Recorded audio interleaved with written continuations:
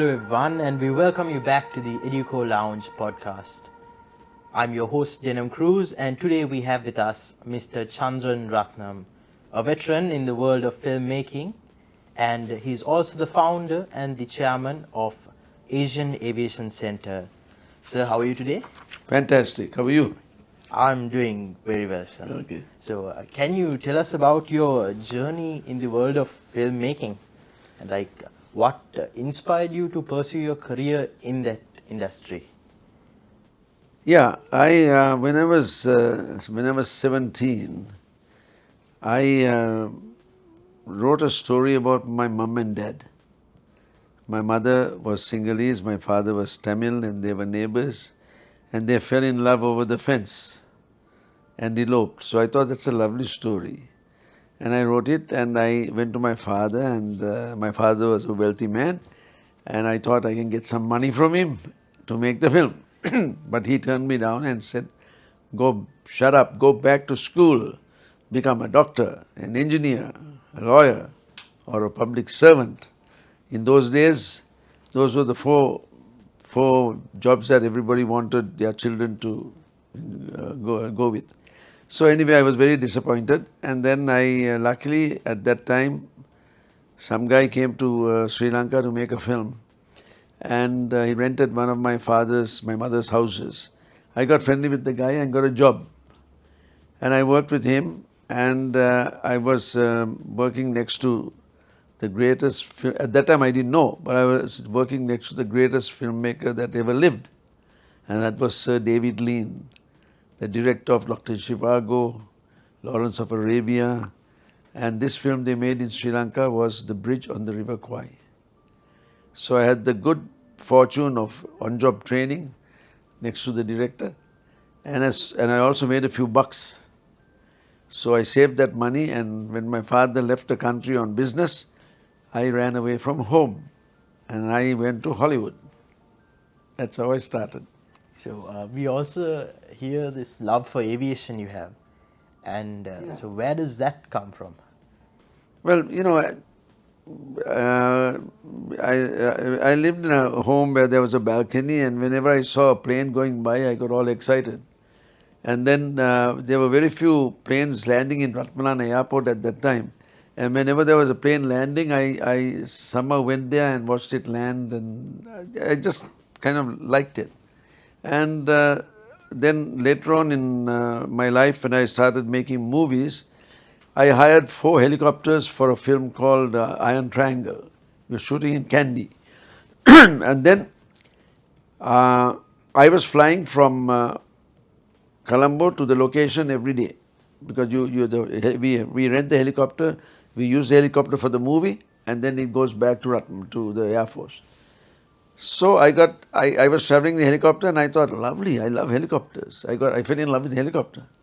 And then I thought I should buy one. So I went to Texas, to the factory of Bell, and I said, I want to buy a helicopter. And they looked at me and said, okay, sit down. And they gave me the price list of the helicopter. I almost fell off the chair. I mean, absurd. I couldn't afford it, of course. But I wanted it. So then I was very upset about it, and then I thought, okay, I'll start an airline. And I went to Ukraine, and I purchased 2 Antonov 24s, and I leased out another 2 Antonov 24s. I brought the 4 Antonovs to Sri Lanka, and I formed my airline called Lion Air. So you mentioned that you've been working with David Lean. Yeah.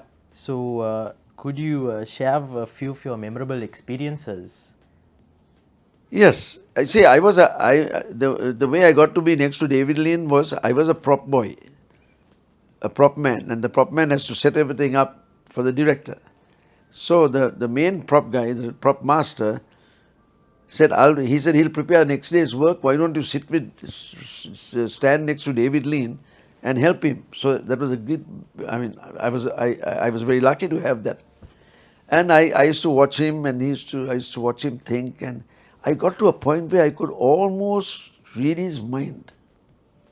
Like I don't know whether you know the movie, but it's a movie about a prison camp. And in the prison camp, it's dusty and dirty and hot, and The characters are in Mahara. We filmed it in Mahara, and it was a dry area. Then I saw him looking out, and I kind of felt what he was thinking. I thought he was thinking that we should show that outside of this dry, desolate prison camp was paradise. If you escape, it's paradise, right? Yeah. So he's looking at these trees, and they're green trees, and I'm trying to read his mind. I thought, wow. I ran over here, climbed those trees, and I took plastic. I made plastic flowers with a wire, and I put all these on the trees. He came there and he couldn't believe it. He said, "That's what I wanted. I was wondering how to do it." So that type of relationship I had, being intensely interested in the job, and looking at this amazing man, just looking at him and almost reading his mind. So that's how I got close to him. So your work often involves bridging cultures and telling stories with international appeal. So how do you approach this aspect of filmmaking? Well, first of all, you make a movie. You have to make a movie that people see, right? Otherwise, you make a documentary. Yes. I'm not a documentary maker. I'm a storyteller. So the whole idea is, whether it's in Sinhalese, Hindi or Tamil, whatever, French, you have to make a movie that people will want to see. And it's all in the story. Whenever I talk to students, I say story, story, story. That's the main thing. So if the story is right, if it works on the screenplay, if it works on the paper, it'll work on the screen. If it does not work on the paper, it will never work on the screen, no matter if you have the best actors or the best cameraman or the best ABC, it will not work. So it's the story, story, story. And you have to make a film a story that will appeal to the world. The language is not the issue, it's the story. Now look at the Korean movies. They've got very popular in Hollywood, in all over the world, because they have a good story, So that's the whole idea, is you're a storyteller, and you're going to make things that appeal. And also, I'll throw this one in. When I worked with Steven Spielberg on Indiana Jones, we had a chat, and he said, "You want to be a director?" I said, "Yes." And he said, "Okay, I'll give you one word of advice. Make a movie that people will want to see twice." Now, you know what that means? You've gone to movies and you've seen it once and you like it, but you can't wait till it's over, you will get home, right? Yeah. And there's another type of movie when your uncle comes from Tasmania to visit you, and he says, "I want to see a movie," and you have already seen it, you say, "Okay, uncle, I'll join you, let's go and see it again." That's the difference. So, Mr. Rutnam, your film Common Man, yeah, it has received a critical acclaim and featured Ben Kingsley, is it right? So could you share some behind the scenes stories and sort of challenges you faced? Well, behind the scenes stories and challenges, I'll have to write a book. It's a lot of situations, a lot of fun, a lot of anxiety, a lot of incidents. But I'll briefly relate a couple of things. I was very lucky. Ben Kingsley read my script, liked it. He was in Hollywood. He read it and he called me in the middle of the night. And he said, I said, "Who is this?" And he said, "Sir Ben Kingsley." I said, "Sir Ben Kingsley?" I said, "Oh, good evening, Mr. Kingsley." And he corrected me and said, "Sir Ben Kingsley." I said, "Mr." Wrong. So I learned this guy wants to be called Sir Ben Kingsley. And then he said he will do it, and we made a deal. He had 14 days before he worked on the next film with Martin Scorsese. So I felt very good, and what a compliment, So yeah, like that. And then we had a wonderful experience. He was a real professional. He was on the set on time, knew his lines, and he took correction. I corrected him many times. Correcting the Academy Award winning actor. I got a kick out of that, but I had to correct him on in a few scenes, and he was very cooperative, and it was a very pleasant relationship. So you'd agree with me if I say that Sri Lankan cinema has its own unique identity. So how has your Sri Lankan heritage influenced your work? I don't think Sri Lankan films have a particular identity. I really don't. And that's the sad part. And I have not been influenced by any Sri Lankan filmmaker. I very rarely watch Sri Lankan. You are talking about singular films, right? I very rarely watch singular films. But I make singular films, although I don't watch them. And I do my own thing. I'm not influenced. I'm not trying to knock it, but I think Sri Lankan films have got a long way to go because our language, Sri Lanka, Sinhalese, is only spoken in Sri Lanka. Yes, exactly. Hindi is spoken around the world. Tamil is spoken in many parts of the world. But that doesn't mean I'm not trying to dismiss it. Then you take, for example, the Korean film.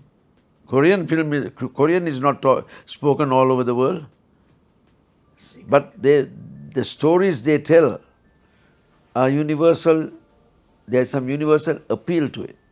So singular films have to be made, if you want to do it only in singular, yes, make it in singular, but so that the people, the wide audience, the world audience, will be interested in watching it. As simple as that.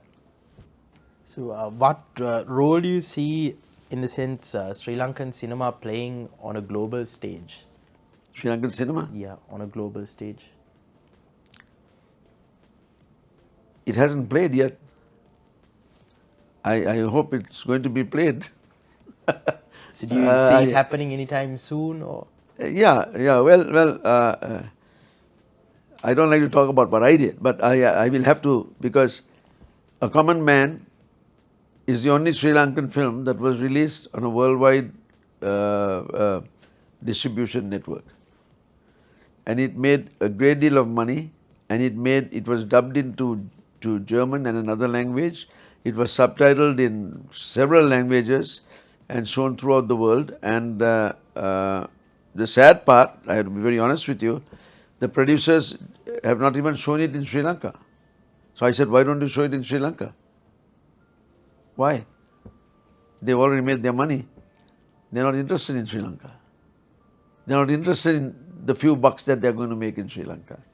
These are not nice things to say, but it's a fact. So my advice to, nobody's looking for my advice, and nobody asked me for my advice, but I'll tell you, if I'm doing a movie, my idea is I want the world audience. I want to make it interesting, and I also want to make it profitable. Because if I don't make it profitable, my producer will not talk to me again. So you got to think of not only the story, you got to think of the appeal, and also think of the angel, the producer. I call him the angel because he's putting up the bucks. Make him happy so that you can go back to him and make another movie. Otherwise, you're an enemy with the guy for life. He's upset with you that you took 2 or 3 awards and you got 5 garlands around your neck, and he went to the bank and had to mortgage his house and he's lost his house. So these are the facts of life. So you got to think of the commercial angle as well. So education plays, I say, a vital role in nurturing talent. So can you share your thoughts on the importance of film education and its impact? Yeah. You see, there are some good schools that teach you acting. I think that is important. And also, if you want to go into camera and art direction, you should go to school and learn the finer points of art direction and how to operate the camera, how to shoot, or the angle, I mean the lenses, and etc.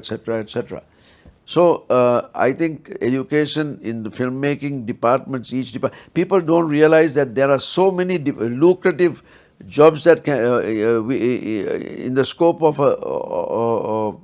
a film. You know, we think all the kids that come, maybe most of the kids, I shouldn't say all, They say, I want to be an actor. I want to be a director. Yes, that's fine. You can do that. But then there's also art direction, there's sound design, there's animation. There are more than 25 lucrative occupations that one can accomplish in the film industry. Not just acting and directing. Production management, financial management. As I said, many things. So, what advice would you give to, let's say, someone who's aspiring to come into the filmmaking industry? Me, I welcome them. I'll tell you why. In the last generations, we had 10 filmmakers.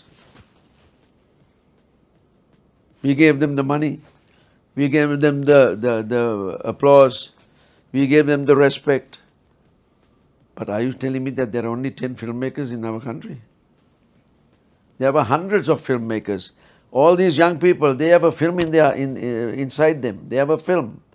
All of us have a story that they like to tell. But they were never given the opportunity. Parents never allowed them to follow their hearts or their passions in the fields that they love. As I said, doctor, lawyer, engineer. No, there's more than doctor, lawyer, engineer. We want doctors. We want lawyers to fight our cases. We want engineers to do our wonderful buildings. But we also want the young people to go, and the young people have so much talent. I lived in the US for a long time, but I'll tell you, when I came back and I'm working with the young people, I love it because they have so much talent. And they were never given an opportunity to do it. Now with the new technology of digital filmmaking, even with a phone or whatever, they have the opportunity to show their talent. Now, if some guy had a passion, if one of our guys had a passion for filmmaking, they come and say, sir, I like to make a film. Oh yeah, we all want to make a film. What have you done? Nothing. I have a good idea. Yeah. Now, they can make a film even a 10-minute film on a phone and say, sir, look at this. Wow. Come here, young man. What do you want to do next? We have a showcase. We never had it. There were only 10. We bowed to the 10. We gave them money and they made films. Do you see a future in the filmmaking industry in Sri Lanka? Enormous future. Just imagine, Indiana Jones at that time was the biggest box office earner of that time in the 1990s, 80s. And when Steven Spielberg left this country, he shook hands with me and he said, Chandran, your people are talented. It is like making a film in Hollywood. Hollywood is only a name of a town. It's just the idea of Hollywood. So, if Steven Spielberg says that we have talent, what are we doing? We have talent. We don't have to go to Hollywood to make a film. We can make a Hollywood film here. We are talented. And we have that, we have to give them an opportunity to make films. That's what we are trying to do even with our academy. We formed the academy because we knew that there was a great need. It is not just learning technical things like how to operate a camera or how to operate the sound. That is also important. But there is another thing, motivation. We have to make you believe that you can do anything because you can. You have to have that dream and go after it. If you don't have that dream, you don't know where you're going. And dream big. Nothing wrong with that. I'm a mad dreamer. I'm a crazy dreamer. So, Mr. Rutnam, are there any specific resources or courses or workshops that, the younger generation can get themselves involved in? Well, actually, I don't know. There may be, but with our academy, we are going to create that ability. I like each batch to make a film. That's what we are trying to do. So that is a workshop in itself. It's a self-made workshop, no? You're involved. And another thing is, what I'm doing is, as far as I'm concerned, whenever I'm making a film, I'm going to get our students involved there as interns. You know, we can put them into different departments and they can learn. It's on-job training is very important. You know the rudiments of it. You know what you want to do, but you have to be there to see what's happening, and it rubs off on you. You know. So, before we wrap things up, Mr. Rutnam, would you like to briefly just explain what your academy does and what it looks for in students? Well, our academy is new. We are growing along with the students. We have some good lecturers, good demonstrations, but more than all the technical aspects of filmmaking, for me, motivation, vision, dreams, those factors are more important than anything else. You have a story, you want to say it, you want to make a movie about your story, and every story is different. Now we are with the new technology of digital, it is possible to tell that story. Now there is a young man who worked in a film distribution company, and he has found the money and somehow made a movie. And I was surprised because he was motivated to make the movie. So apart from our academy teaching you how to operate a camera, sound design, acting, apart from all that, the main thing is the motivation and the vision and how to do it. Have the guts, have the desire, have the ambition, and have the dream of going and doing it. Find a way to do it. I'm not saying steal the money. Other than that, do everything you can. All right, ladies and gentlemen, we hope you enjoyed learning about the filmmaking industry and all the different aspects of it. And I would like to thank Mr. Chandran Rutnam for taking his time off his busy schedules and being present here today. And that brings us to the end of today's podcast. Have a nice day.